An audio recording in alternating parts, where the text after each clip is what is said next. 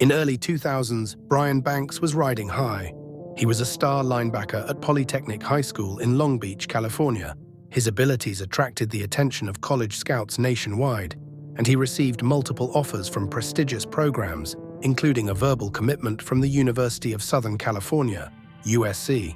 He was on track for a bright future, seemingly destined for the NFL. But in 2002, when Banks was only 16, his life took a dark and unexpected turn. During the summer of his junior year, a fellow student named Wynetta Gibson accused Brian of kidnapping and raping her on school grounds. The accusation stunned everyone who knew Brian and shattered his dreams almost instantly. With a potential life sentence looming over him, Brian was thrust into a world of courtrooms and lawyers, far from the football fields and college dreams he'd envisioned.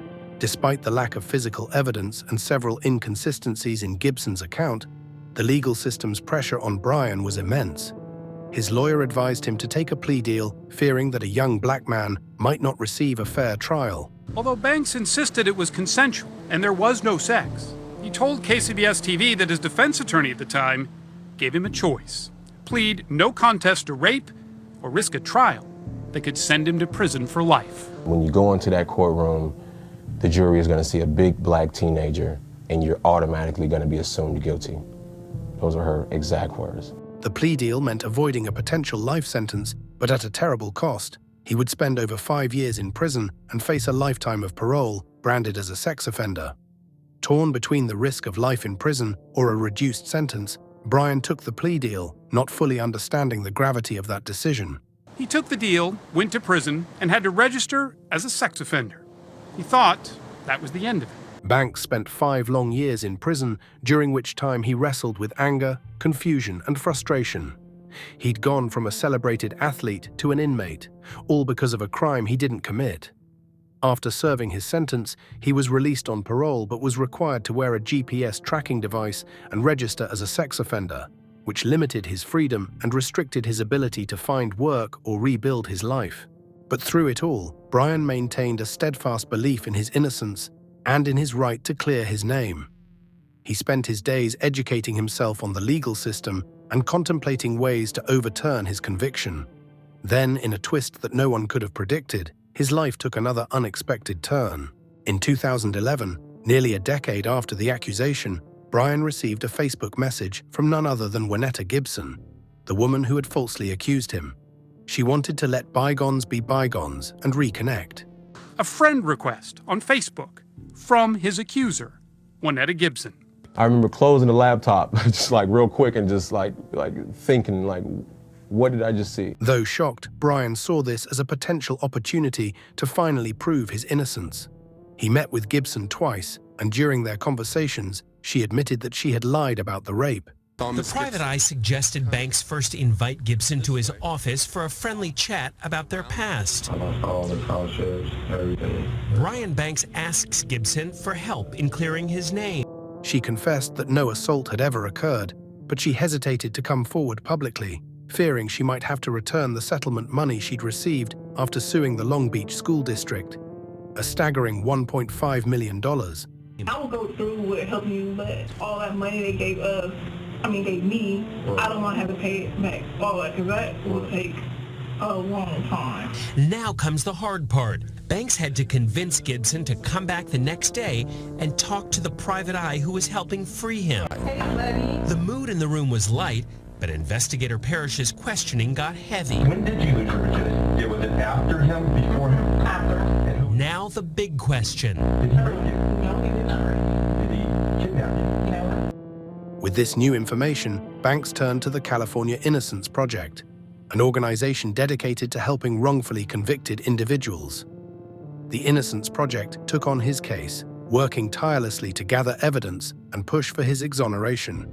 In 2012, their efforts paid off.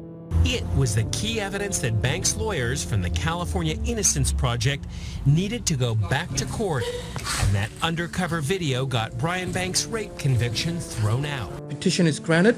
The end of Brian Banks' ordeal was marked by tears after a judge threw out the rape charge that had sent him to prison for more than 5 years. The courts overturned Banks' conviction, fully exonerating him and finally restoring his name. For Brian, it was a bittersweet victory. While he was now free from the chains of his wrongful conviction, he had lost a decade of his life, critical years that could have been spent building his career and future. I may not ever get the answers as to why I was supposed to go through what I went through, but I know that I'm here today and I remain unbroken.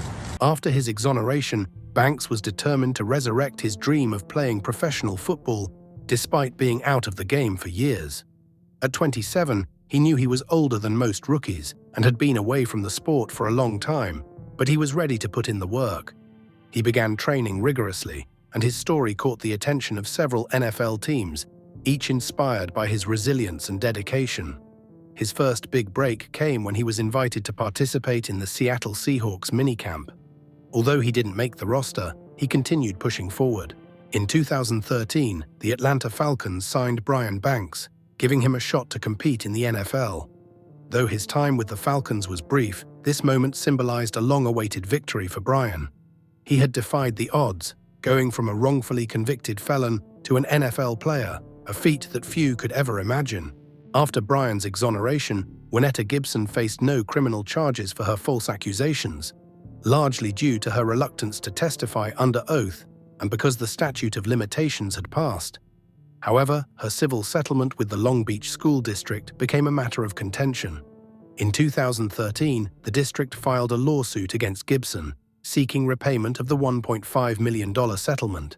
Now the district wants its money back. It's suing her for the $750,000 and more than $1 million in damages. A district spokesman says, quote, "Our school district takes seriously our obligation to be a good steward of public funds. It's important to convey that our school board will take action to recoup any losses if someone attempts to defraud our schools of much-needed resources." All the heartache and the problems they have to go through and people looking at them in the wrong way, like they did something wrong when they didn't. So you lied. Give the money back. There's a lot of stuff that we could do with that. Scholarships that could go to high school kids, that don't have the money to go to college. By 2015, a court ordered her to repay the money, ruling that her false claims had caused significant damage. While the outcome brought some semblance of justice, it was clear that the years of hardship and trauma Banks endured could never be fully compensated. For Brian, though, the focus was on moving forward and using his voice to prevent future injustices. After his brief time in the NFL, Banks transitioned into a new role, one of an advocate and public speaker.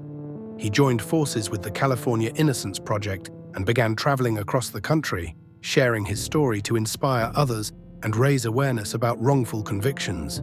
He became a powerful voice for criminal justice reform, working to ensure that what happened to him doesn't happen to others. Brian Banks' story is one of tragedy, resilience, and ultimate redemption.